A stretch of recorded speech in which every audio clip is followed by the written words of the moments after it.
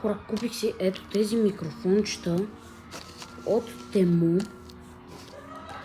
Ето ги, ето така изглеждат, ако искате и вие да си ги купите. Идваха, защо не фокусира? Идваха с един микрофон или два микрофона. Аз взех два микрофона за 10 лева. Вътре имаме микрофоните. Това да се пъхне в телефона, щипките, зарядно и ето тези пухчета. Сега ще включа единия микрофон и ще ви покажа аудиото от него. И да, изчакайте сега един.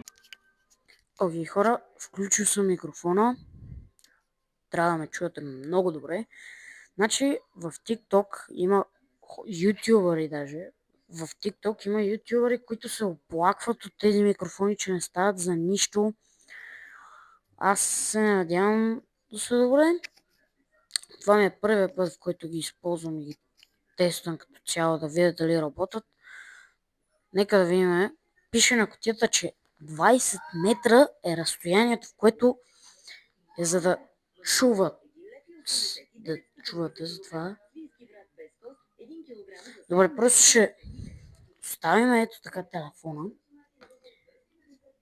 Ето тук го оставям. Отивам на дивана. Нека да видим.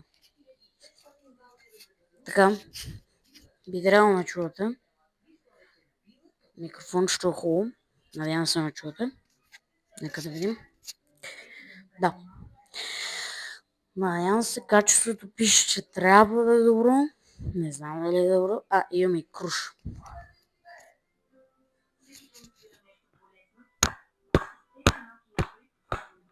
Да, стига. Добре. Надявам се да са хубави и очаквайте видеа с тези микрофончета. Така че, да. Бай-бай.